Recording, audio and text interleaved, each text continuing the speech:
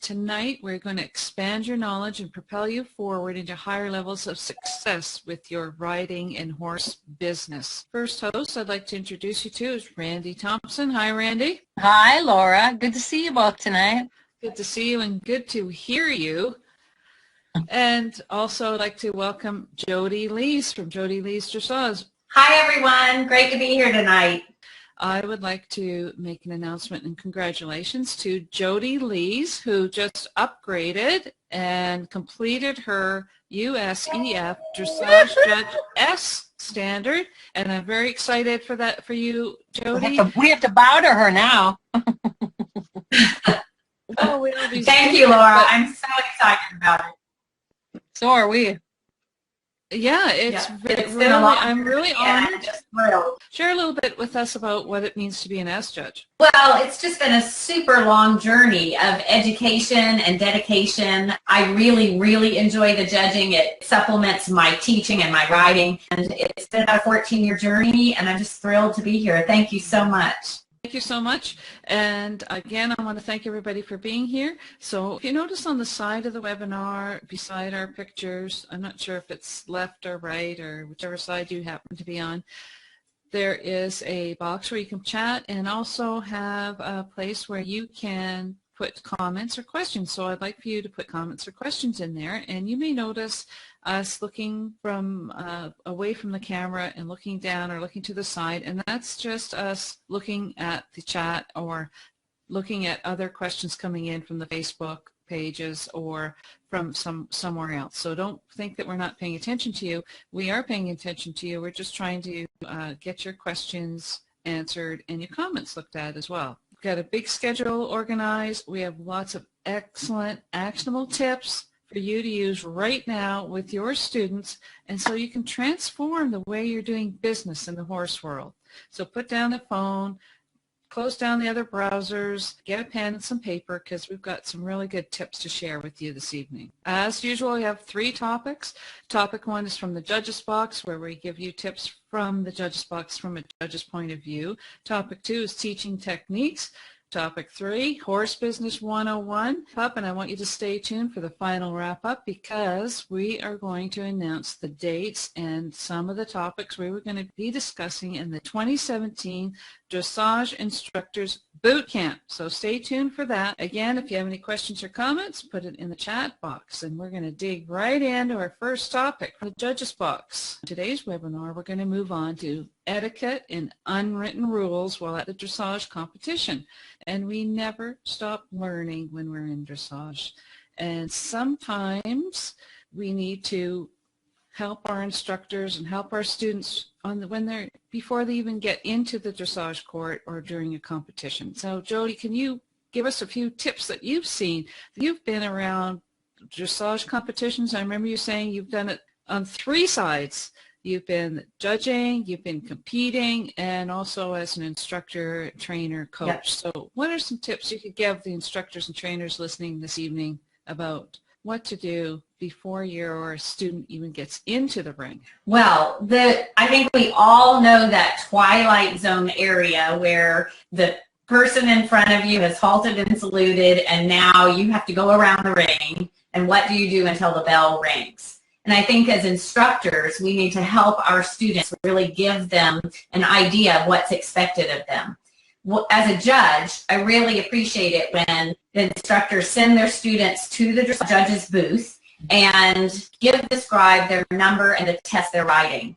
Then there's no chit-chat. They need to move on. The judge is working on the test from the rider beforehand, and they don't really need too much chit-chat. But the scribe appreciates having your number and the test. One thing I do want to say is people are getting super creative about where they're putting their numbers. The number should be on your bridle or on your saddle pad. There just doesn't need to be any other creativity. And just the other day, let's talk about some of the places well, we that's see what people I was going to tell you. their number.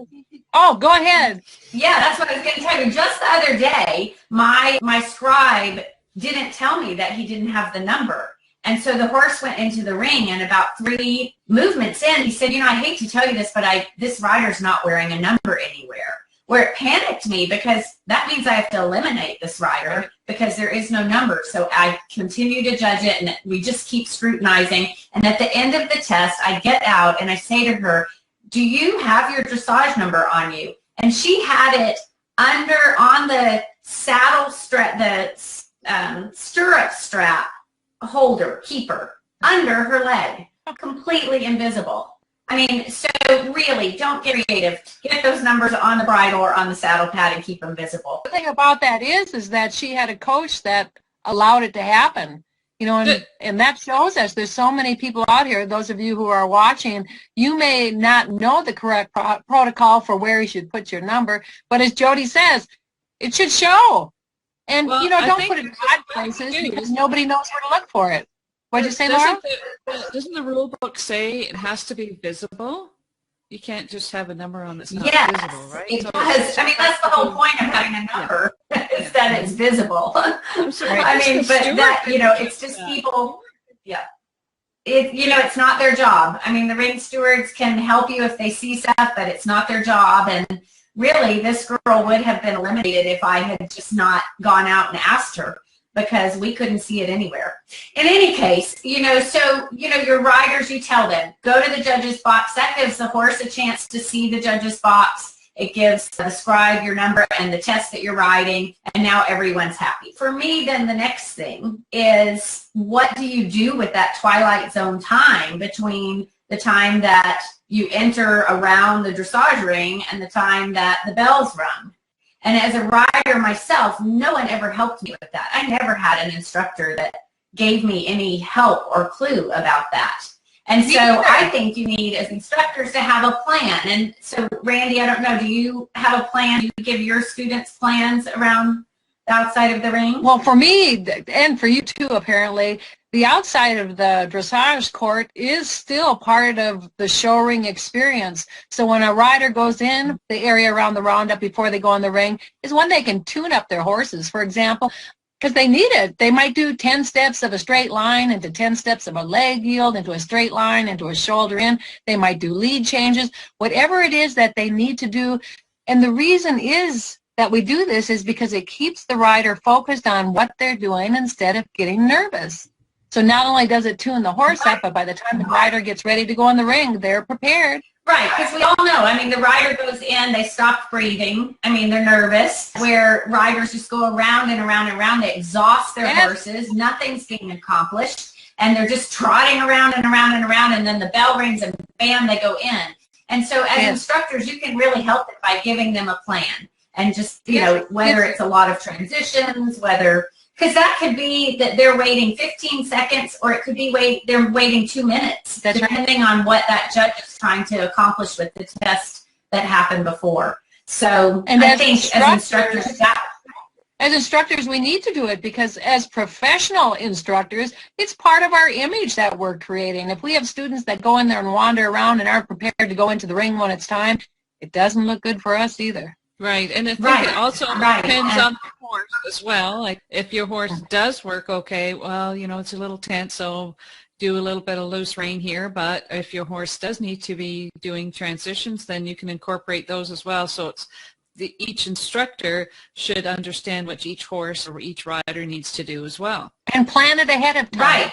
I agree. Plan it ahead of time, but also be there in the moment to say, okay, now when you go around the ring right now, focus on these things. So until that bell is rung, and so you can keep yourself and your horse engaged. And just remind your student. It's a twilight zone area. And if your student doesn't know how to use that time productively to affect their test positively, then you've kind of missed an opportunity to be a kind of awesome coach at a show. Yes.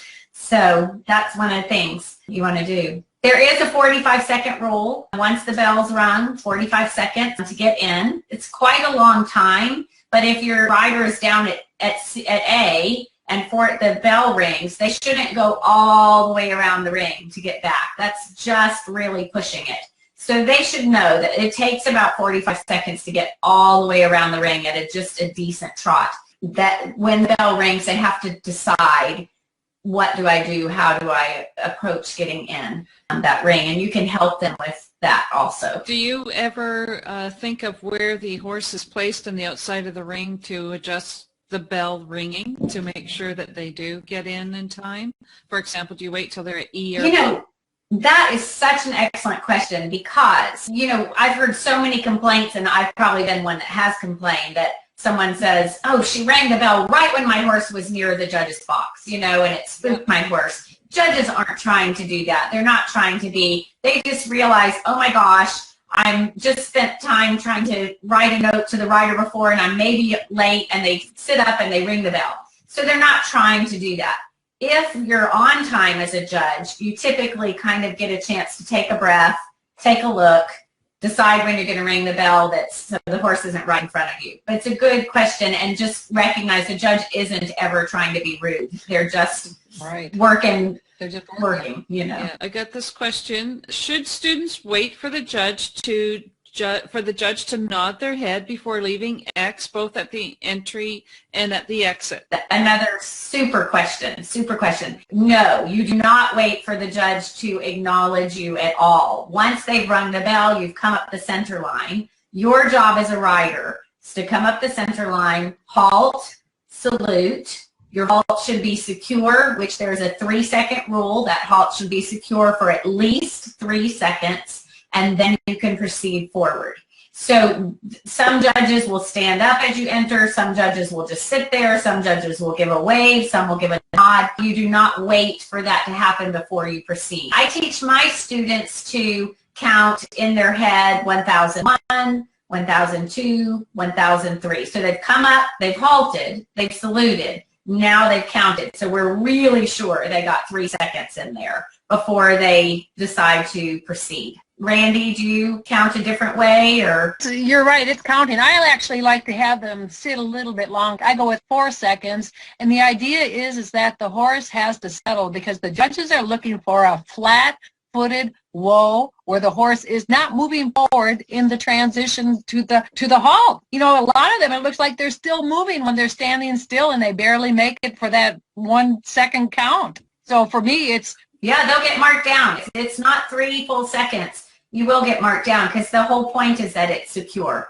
and that the horse is willing to halt and wait for the aids to move off. Excellent. Yeah, so that was a great question. Okay, so what happens if the bell has rung and your student is going into the dressage court with protective boots or leg wraps on? Can you still go, as a coach, can the coach just say, hey, wait a minute, come back here, get those boots off? Is that okay to do? Yes, yes, and the judge would greatly appreciate it, because if they have boots and wraps on, they get eliminated. You cannot have boots or wraps in your dressage test at the show. Sometimes people wear them in warm-up and then they forget to have them taken off.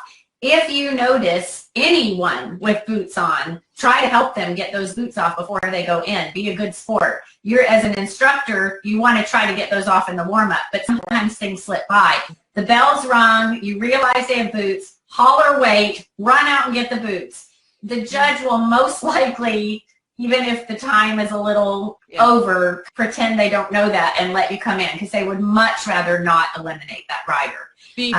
So that was a super question also. Really good question. One of the things that I think every instructor needs to talk with their students about are errors. My very, very first dressage test, it was a schooling show. I was so nervous, and I went in and I, of course, made an error kind of halfway in the test. And when the judge rang the bell, I just left. And the judge was trying to get my attention, but I was just mortified. I just left. I didn't know that you weren't supposed to leave, because my instructor never thought to tell me if something goes wrong, this is what you do. You forget to tell your students. What you said is so important. Everybody who's listening, all you instructors, did you hear what she said? Nobody taught her. That's what happened to me too. Are you going to be that kind of an instructor? No, you're going to prepare your students, right, Jody? Keep going. Absolutely. And you have to prepare them for things that go wrong so they know how to handle it. Every single one of us has made errors in tests. I have continued to make errors through my riding career, depending on, for whatever situation. Charlotte Dujardin on Vallegro made a huge error. It happens. So your students need to know, number one, it's going to happen. It's not the end of the world. Number two, when that judge rings the bell, you need to stop and let the judge address you. And they will tell you what mistake you made and where to pick the test up and where to go from there. Every judge will say, do you know where you are? And if you don't, say to the judge, no, I'm completely lost. You need to tell your students this. No, I'm completely lost. And they will help you find your way. And then they will set you on your path and you will continue your test and move onward. When should they be doing it? For me, before we go to the first show of the season, we'll have a barn party where we'll go over everything. We'll have a section where we'll talk about, well, you know, you're going to make errors because we all do. So they know how to handle it before they even get there. And you can give information more than once and sooner rather than later and let people absorb and think about those things, good or bad. It's an education for them and it prepares them for what might happen. And so I agree with you. I mean, if you haven't said it, get it said at the show. Get yourself organized and have your checklist and make sure your students know these things before they go in. I see people melt down, usually younger riders. They're so stressed about going in there and I ring the bell because there was an error and they just have an emotional meltdown, and it's because they don't know what to do. They are shocked that they've had this happen and they have no idea how to handle it. So if you've had that conversation with them and especially pointed out that it will happen to them again, maybe not the same error, but they'll do another one, and life will continue on. And people have won with an error. The error doesn't really take that many points. The final thing that I wanted to bring up is that if your student's in the court, in the dressage test, riding, and they feel like something's not right with their horse, or they feel like it's unsafe, the horse is really explosive, and they should know that they can get permission to retire out. You just stop your horse, wave your hand up at the judge. And this is what she means. Some people will put their fist like this. Some will do this. Whatever they can do to get the judge's attention so the judge can actually let them leave the ring. If you feel safe enough to put your hand up, because we've all seen horses at shows that we wouldn't want to take our hands off the reins when they're trying to get out. Absolutely, in which case you just say to the judge, may I please be excused, I feel unsafe. Or may I please dismount, I feel unsafe. I mean, the judge wants you to be safe. They want you. There are a lot of times I've held my breath through a ride just hoping that someone didn't get hurt because you could just see that that horse was ready to explode. So your students should know they have that option, especially their ambassadors for their horse. If they don't feel like something's right with their horse, lameness or something, please just tell them, you know, they can ride in the next test if everything's okay. But that one test, doing the right thing by the horse or for their own safety, is far more important than toughing it. Okay, Jody, before we move on, so there is a question from a riding guest here who would like to know, mention error. So how many points for an error? Super question. So an error is 2 points off of the total points of your test, and then the points get converted into percentages. So let's say the test is 450 points and you get 340 points and they took 2 points off, so now you have 338 points. It's minimal. That's the first error. Second error is 4 points. Third error is elimination. So it really isn't hugely effective on your score. And in fact, when Charlotte made that big error, it did not affect her score. She still won. And for the FEI, they changed it because they said that, you know, the FEI should know their test. And if they do have an error, it's 2 percentage points off. Different. That's huge. Totally. That's going from a 70% to 68%. Wow. That's huge. So, but otherwise, up to fourth level, it's just 2 points off your total points, and then the percentage is corrected. That was a great question. Great. Well, it's really not as big a deal. Excellent. Right. Thank you so much. Now we're going to have to keep moving on. If you have any questions or comments, please put them in the chat box. We'd love to hear from you. We're going to move on to our second topic, and this is the teaching techniques.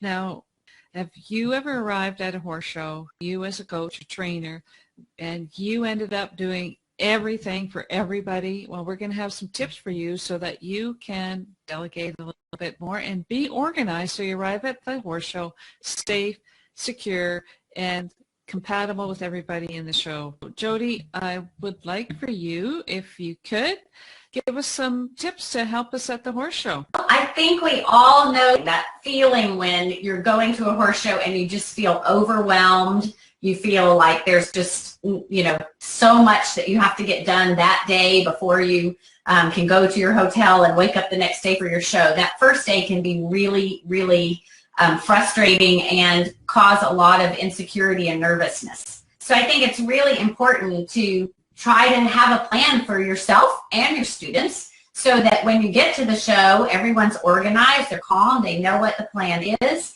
and creating security, taking away all of that emotional nervousness that comes from not feeling in control.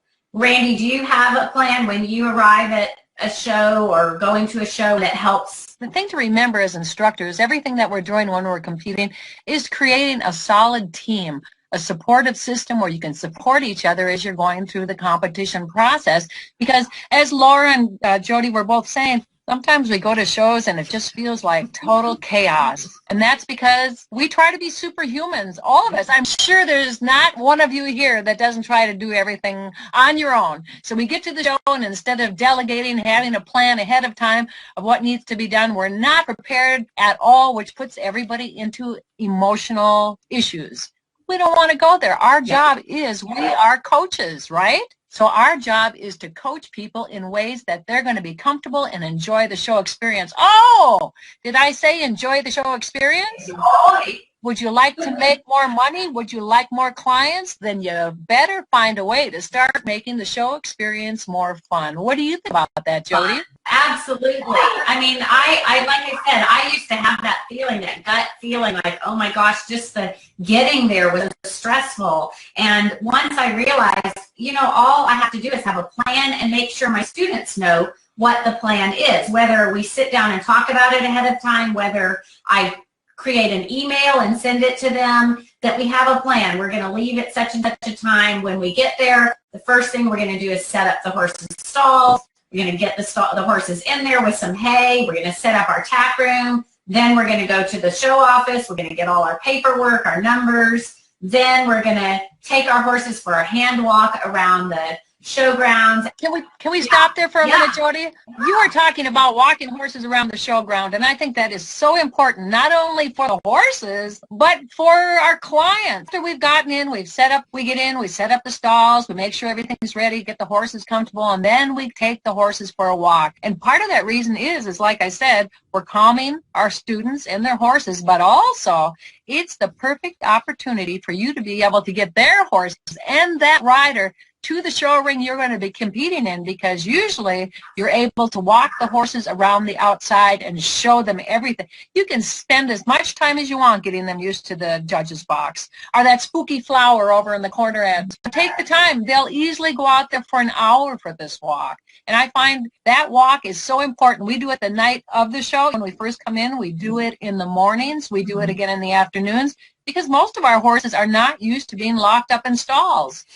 You know, and that's for the horses. And then for the riders, it just makes them feel better to get out and walk around with their horse. Excellent. Well, also it doesn't, you know, I see all the time, very few instructors tell their students, go take a walk around. Usually you get to the showground, you see instructors are like, get on your horses, you've got to get on and ride around and show them, you know, from their back. Well, if the horse is nervous and the rider's nervous, and you're introducing horse and rider to the showgrounds in that situation, it doesn't foster security and it doesn't help the horse. So I'm always about, I so agree with you, Randy, I'm always about get your students out there yourself, if you have your horse, out there walking your horse around, explore the showgrounds, let your horse breathe, you breathe. If we didn't have time to ride, I would rather my students take this step than get on that night, because it really does help calm both students and horses' nerves. I've got a couple comments here. One from Dolphy. Dolphy, she's here, and she says, at the show, parents are welcome to help with chores,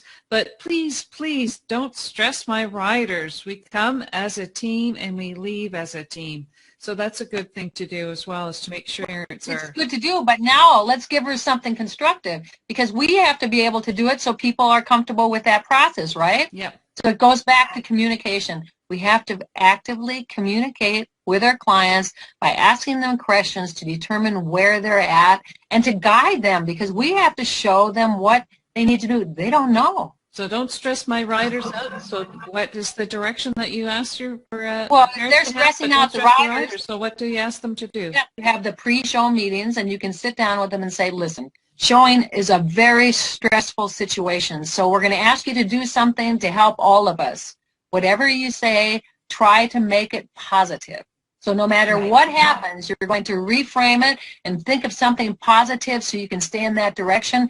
Dolphy also says, also I have one of the parents to be in the judge area on the schooling day so the horses and riders can see that it's okay that someone is in that, they have somebody sitting there.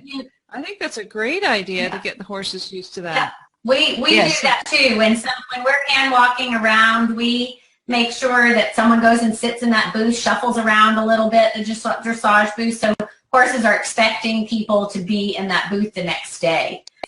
I'll go into the booth because I'm always using headsets. I'll be the one that you'll see in the booth coaching from the booth, because that way if the horse is spooky about the judge's box or anything, they hear me when they go by. I can talk to them. So if the judge's booth is open, you can sit in there if nobody's in there. You may not know that, instructors, but as long as that box is open, you can go in there and coach from there. I even give treats from there so that the horse is looking forward to going to the judge's box. They get treats from the judge's box. And just remember, if you're in there and other horses are going around, you're an ambassador for them and those instructors also. So you're helping the whole group of people that are going around by being in there. And remember also that sometimes you have to share that spot and allow other people to get into the booth. It's a super, super idea. And I do think that the parent thing that was a really good question. One of the other things you can do with parents is give them specific jobs and explain exactly why that job is important, and take away specific jobs and say, this is going to be my job or this is going to be someone else's job, and it's important for them to have that role. And then when everyone's, kind of clear about their job, sometimes that helps with the parent thing also. So, Joe and Randy, we have some questions here. This question is from Susan in Washington. What if there's someone who is teaching lesson loudly in the warm-up or schooling ring, and it makes my students nervous and their horse is nervous? What's the right thing to do? Most of us instructors, we know each other. So we know who's going to be shouting and hollering and make a lot of noise, and you can be sure we're not going to be anywhere near them. The advantage we have is many of us are using the headsets now, so we can go into another space. But if there's somebody out there that's yelling and screaming, that's a corner I'm not going to be in. I'm not going to say anything because we don't want to start our clients saying, oh, look at how that person's making so much noise. How could they be doing that? How could they not know ring manners? And the reality is they may not, but you don't have to be a part of that. You can choose to go to another location. What would you do, Jody? If you're going to invest in something this year, invest in headsets. It keeps your students much calmer. It allows you to have a private conversation with them. You can guide them in such a better way, and you can be there for them. Then you don't have to compete verbally with the loud instructor, and then you can also guide your students away from them without anyone really even knowing. And talking about warm-up is important because just like that chaos that we were talking about arriving at the show and having that kind of feeling that everything's out of control, warm-up feels like that for your students most of the time. And I think it's really important to have a plan for your students. For instance, my first couple things, I always tell them, go straight to the ring steward and check in. Be friendly, because that's a volunteer. Ask if the ring is currently running on time, and find out which rider is riding right in front of you. And then with that information, we can keep an eye on that rider that's riding in front of them. And I want to say something about that. In dressage, people don't jump in front of other people. It goes by the schedule. If that rider in front of you, your student chooses to ride early, your student does not have to ride early. They can wait for their time. They do not have to go before their ride time. But at least you would know that rider has gone up the center line, and now we are the next ride, whether we choose to be early or not. Also, when the ring's running late, that's your kind of guiding light. You know, okay, we're not going until that rider is in the ring. So there's another question here from Tracy in North Carolina. She says, at the last show, I was at she was in the warm-up ring and somebody yelled at me because I was adjusting something on my rider's tack while in the warm-up area. Are instructors allowed in the warm-up area? You know, there's no allowed or not allowed, but it's very impolite to go into the warm-up area and help your rider put on jackets and adjust stirrups and all of that. The rider should come out of the warm-up for those types of things. The instructor should really follow those rules, because people in the warm-up are on their horses trying to ride around and do their movements and work on their test. And if someone stopped in the middle, it causes a safety problem and it kind of bunches everything up. Although it's not a written rule, it's a sportsmanship rule. Speaking of sportsmanship and teamwork, one of the most important things we can do is prepare our students in advance before we go to the show. Simple things that work in the show, for example, ring rules. They're so basic. Most of us know the basic ring rules, but are you teaching it to your students? That would be the question. So one of the easiest things I found, because people go into the ring and they get nervous and they start worrying about other horses, is I tell the riders, and this works even with adults, that all they have to do is to imagine an elephant between them and any other horse. So it's like they've got this big cocoon around them that's, you know, like the elephant's distance. And they start navigating, they start preparing differently. When they see a rider that they're approaching, they turn sooner so their elephant bubble doesn't touch them. And it just gives them a better way to be able to safely go into the ring, because we know warm-up ring can be dangerous. There are horses that go crazy, right? It just happens. Yeah. So what do you do? Well, because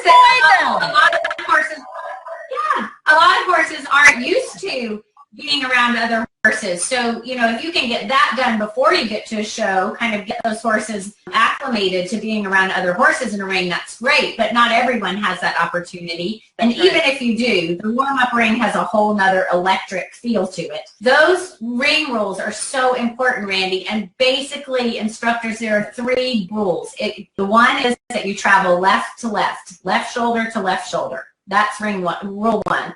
Rule 2, if you're walking, you don't walk on the track of the arena. That's where people are trying to do their lateral work, their shoulder in, their haunches in, their 10-meter circles. That's not where you're going to walk. And rule 3 is, if you're not sure that someone knows where you're going, or you're not sure where someone else is going, you holler out what you're doing. And the way we did it was we called on your outside or on your inside. And the way I do it is passing to your right, passing to your left. Passing to the inside, passing to the outside. Because we have to let riders know. A lot of them are so focused on what they're doing that they'll just stop as you're cantering down the long side, and then you become a 2-headed horse. That way you start planning what you're doing. People are in their own little world in the warm-up, and that's the way it is. Everyone does have to contribute and be part of the flow of traffic. And if your students are empowered and they know at least those basic rules, then they can navigate that warm-up arena far better than if they're just out there, you know, freaking out that they're going to get run over. And boy, you can feel like you're going to get run over, and we all know that. So we want to take that fear. We're going to take that fear away from our students and help them with the visual imagery, like you said, Randy, and having some clear rules to run by. That's right. So instructors, get on that. I like the idea of the checklist that you were talking about. You can have checklists when you go to the barn. You can have checklists that your riders should have before they even compete. Do you know what to do if you have an error? You know, you handle the situation at a show. If there's a dangerous horse in the warm-up ring, what should you do? And you establish that line of communication. Laura, I think you have another question there, you said? We have another question here from Cindy from New York, and she would like to know, should I put a red bow on my horse's tail if it acts up or kicks? That's the good old standby red tail and the red ribbon in the horse's tail. Is that still an appropriate etiquette? I'd love to address that, because first of all, yes, if your horse kicks, please put the red bow in your horse's tail and make sure everyone's safe. And therefore, if someone asks you about it or kind of comes at you aggressively about that, say something like, that horse is just fearful in the arena, and we just want to make sure that she doesn't get crowded and feel like she has to be defensive. So you don't have to go, oh yeah, that horse, will kick a horse's head off. You can just find a way to say why that red bow is there if anyone really approaches you. But it is important, if your horse is going to kick, make it safe. That did remind me that it's not only horses that kick, but sometimes there's misbehavior in the warm-up ring.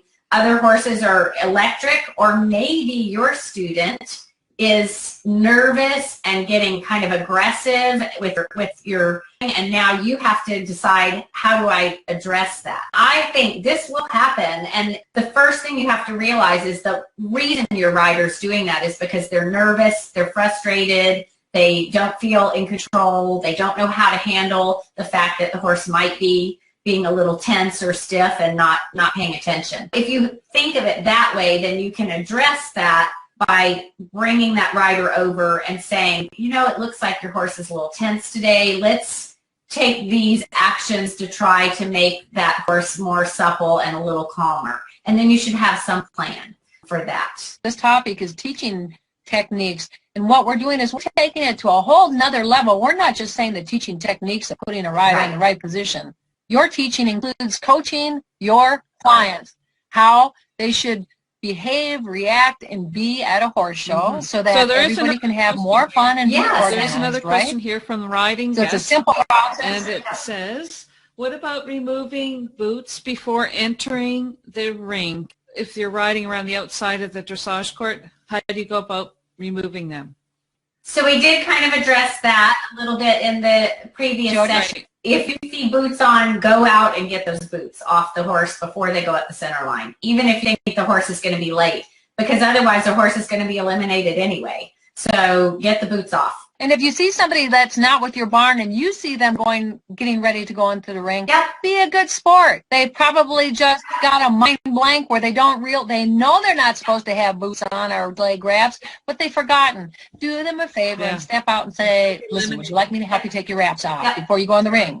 I would like to invite everybody to put any questions or comments in the chat box on the side there. We'd love to hear from you. If you would like any more information or more help or more comments, please go to the Dressage Instructors Facebook page. It's very good information there, and you can ask any questions or put any comments in there as well. We're going to move on to the Horse Business 101, and we are at the Dressage Instructors Webinar number 3, and we have 2 hosts this evening with us, Jody Lees. Hi, Jody. And Randy Thompson. Hey, everyone. Hi, Randy. And I'm Laura Kellen May. I'm the moderator this evening. I don't think I introduced myself at the beginning, so I'm Laura. Hi, Laura. Uh-oh. Hey. We know who you were, moving on to Laura. Horse Business 101. And sportsmanship at horse shows and how it affects your business. We like to work with other people, and sometimes we just think that have this fantasy about having our horse shows and our horses, but really it's a business, and how we conduct ourselves is very important, and that's what we're going to be talking a little bit about this evening. Jody, just lead us in here. How important is it that we conduct ourselves properly at horse shows? I think we've all been to horse shows where we've seen instructors we stay away from. They're negative, or they're angry, or they're, they really just kind of suck up all the air. They're not very fun to be around. That image will stick with people like that for a long time. I think that, it's really important to know that every single thing that you do in public, which is a horse show, reflects on your image, and reflects on your image for a long time. So, it's really important to make sure, for instance, if you're at the scoreboard and everyone's looking at scores, that you're not saying anything negative about your rider, about your students' rides, or about anyone else's scores or rides. There's always someone listening. Same in the barn aisle. There's always someone that can hear you make a negative comment. So it's about being positive, don't you think, Randy? How many times do we hear people, the coach will be up by the scoreboard, because this is all about sportsmanship. We're going into horse business. We're talking about sportsmanship, the image that you're creating. So here we are. We've all seen it.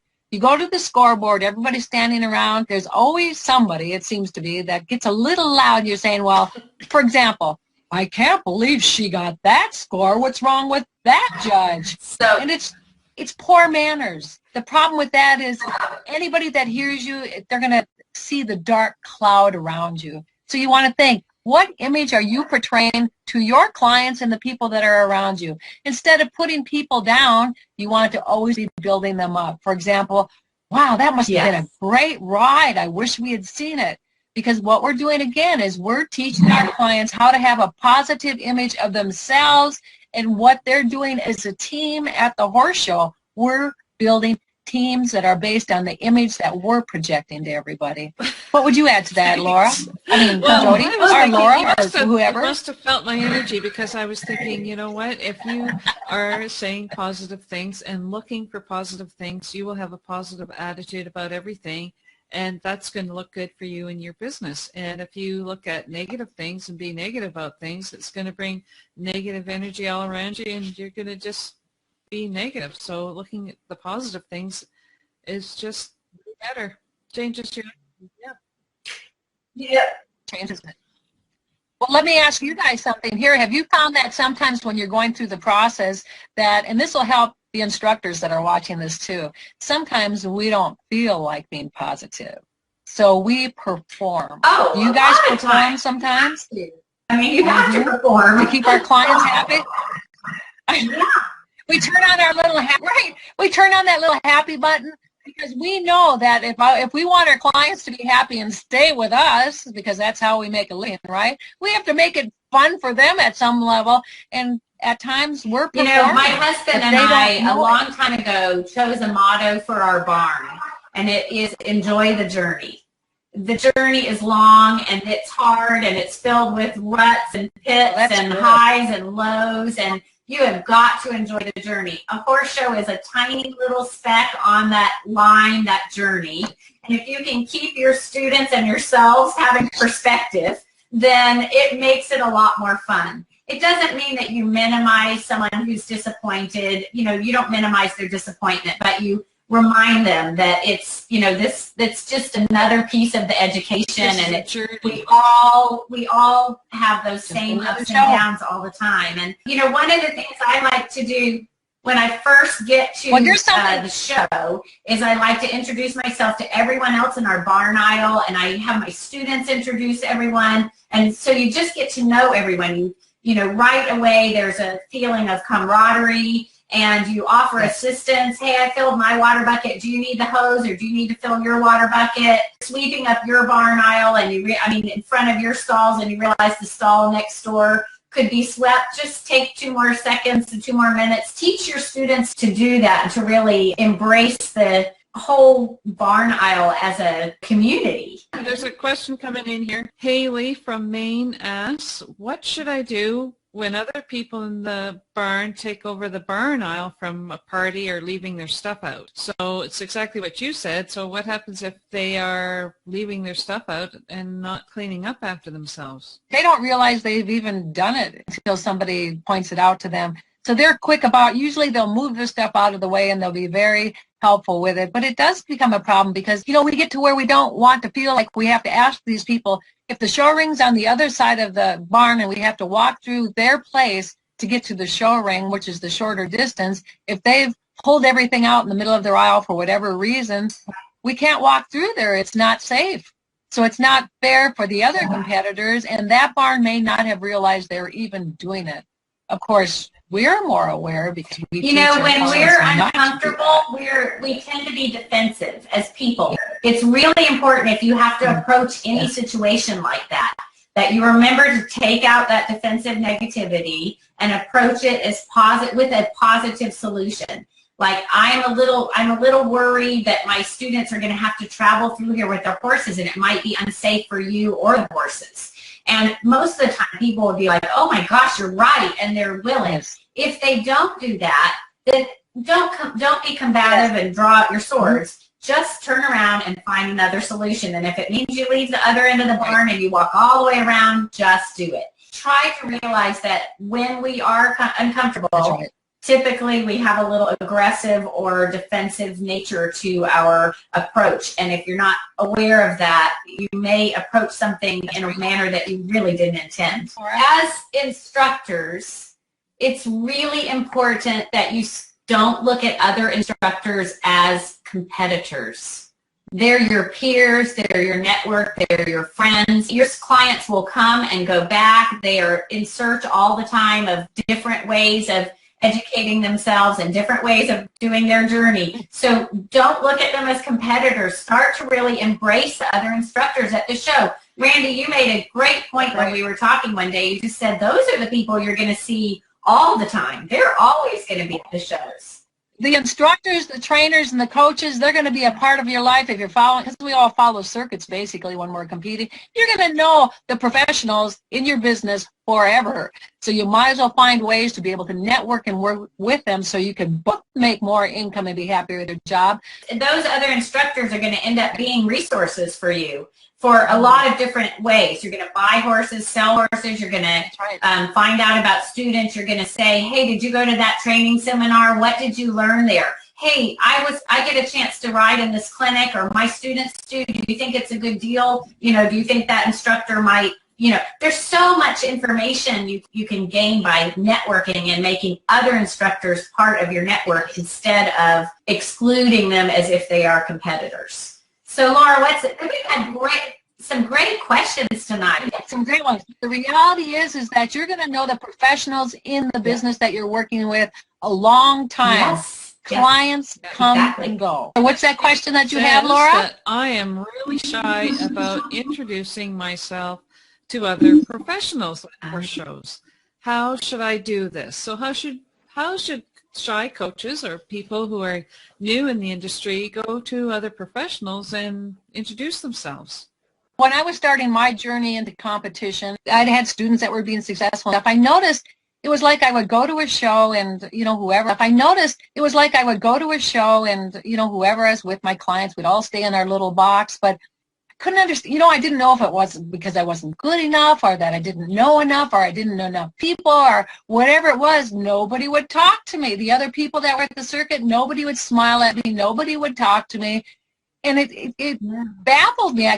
It wasn't fun for me. And then as things happened, I had gone to a conference and I learned something amazing. I came back to the next show and I had realized by then that the problem wasn't them. The problem was me. I had created so many walls around me that people thought I was the stuck-up one. So I came back and I started saying hello.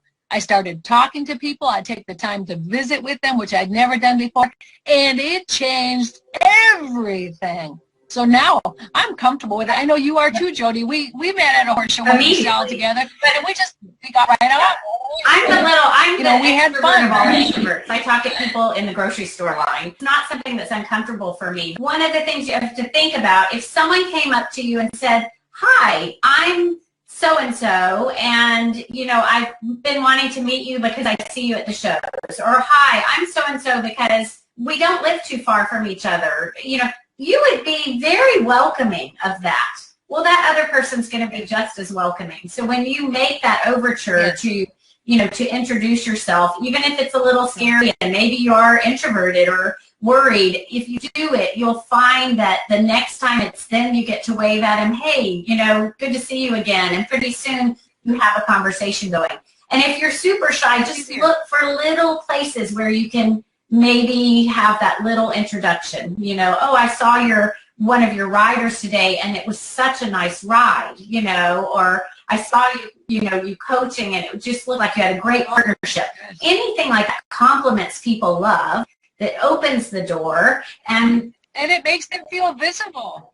People love to be acknowledged, especially when they're in a high-stress situation like competition. Jody, chatting the other night when you said that you used to ride in eventing, and eventing people just kind of chat all the time with everybody. And just go on with that story about what happened when you... Yeah, it was one of my first big shows. It was in California at DG Bar, those of you who know it, huge show. And I was in the warm-up ring with all of these very FEI and top riders. And I was just friendly. I came from eventing and I was friendly and I said hello and I had a smile. And Hilda Gurney came up to me later and said, you are just a joy. It was so nice to have a smiling face in the warm-up. And it just made so much it just meant so much to me that Hilda Gurney said that to me. And so, you know, being friendly is really draws people in. It's positive. It makes people happy. Important piece of just having the show be fun. Introduce your students to everyone and just, you know, oh, and I will say, if I'm at any of the shows that you're at, please come up and introduce yourself. Please. And if you're there and I have a little wine, I'm going to pour you a little bit and welcome you in. I'll be your practice person. In fact, as long as Jody's making this offer, this is something for everybody to think about. Is if you're coming to this area and you're coming to a show where Jody's going to be competing, find out what barn she's at and stable next to her, because what we're doing is we're creating a network of dressage instructors here. So we can all take over a barn and we can create our own community and have that sense of community that we're all looking and I would for. love That's it. so And if important, you're I think. shy, I'm a good practice person. You can come up and practice on it. That's right. You won't be shy long around Jody. That's right. Okay, well, does anybody have any questions or comments on that? We'd love to hear from you. Just put them in the chat. And we're just going to, this is the final chapter for this evening. It's our final chapter. So I want everybody who's listening here this evening to mark their calendar and save the date. It's on the evening of the 15th of May and the 16th, 17th, and 18th of May. So mark your calendars, and we are going to have lots of things going on there. And we're going to have, in addition to having opportunities to brainstorm and network with other dressage instructors from around the world, we're going to show you step-by-step processes that you've been looking for your horse and rider training, business, and marketing from top trainers who are going to share their favorite training techniques, and it's going to be absolutely great. Now, Randy, do you have a couple things that you want to share with us about the Dressage Instructors Boot Camp? Absolutely. Our goal is we came together because we've all been in the business for a long time. And we've made a lot of mistakes to get to where we are. And what we're going to do is we're going to show you a step-by-step process so you don't have to make all those mistakes and you can become part of the community. We're designing the entire course around things that you will need and want as a successful business owner doing dressage. We've got so many exciting speakers that are coming. So let me start with, are you interested in musical freestyles? Have you always wanted to do a musical freestyle with your students, but you're not sure? Are you interested in musical freestyles? Have you always wanted to do a musical freestyle with your students, but you're not sure if you can or the process you need to take with it? Well, come on down, because we have Leslie Burrow. Those of you who know her, it's Leslie Burrow. She's on Facebook, Leslie Burrow's Musical Freestyles. I don't have her link here, bad me. She's going to be helping you get comfortable with what you need to know to prepare your clients to be able to successfully win with the musical freestyles. Many of her riders are scoring in the 70s with the musical freestyle she's created. Let's see, who else do we have? We have saddle fitting, because this is important. A lot of you know how your saddle should fit on your horse, but when was the last time you checked to see if your clients' saddles were fitting their horses? We're going to have Catherine Stancliffe. She's a student representative. She's going to come in and talk about what you as an instructor need to be aware of for the saddles that your clients are using on their horses. What else are we going to be doing, Jody? Share some of the good news you know about. You know, we've all gotten to a place where we get a little stale in our teaching, or our eyes aren't fresh, or we get a little burned out. And I'm actually, frankly, a little jealous that I didn't have some of these opportunities when I was younger, but I sure take advantage of them now whenever I have an opportunity to go and communicate and get educated and share some of my ideas, and I walk away fresh and enriched, and you go back to your students with so much life to your teaching again. And I think, you know, that is one of the hugest things that this boot camp's going to give, is that networking and that fresh life again. One of my favorite things is the panel of experts. I always think, I always have questions. I always have that random question somewhere that maybe didn't fit in the whole day, and all of a sudden I'm like, I really want that question answered. Panel of experts is so much fun because everyone can sit back, ask questions, contribute to the discussion. And those are one of my favorites. Sometimes the topics that come out of panel experts are better than any of the topics that we thought about for the whole seminar. So those are two of the things. Yeah, I'm excited. So now I'm going to continue on with a couple of things that I'm really passionate about too. One is, when we're teaching, we've all had a rider fall while we're teaching a lesson, and I just want to know, do you know what to do? And this topic is really important for everybody and anybody who's got a riding stable or a freelance coach, trainer, or instructor. So we're going to have somebody there that is going to help you with your first aid and CPR certification. You'll be able to know what to do and the steps to follow if something happens while you're teaching. And it's always happened. It happens to all of us. If you're out there teaching and seeing people ride and showing people how to ride, it's going to happen. So unfortunately, we're going to have to use this stuff in this. And it's important. All of the instructor programs in the United States, I don't know about Canada, it might be the same in Laura's from Canada, require that any of their instructors go through the CPR and first aid certification. So there's no reason why you can't do it too, because like Laura said, we've all been there. A rider, so in Canada they have to have the certification. No, they have. But it is here they don't require that yet. It's really important. First aid to get certified. Yeah. You need your first aid to get certified for sure.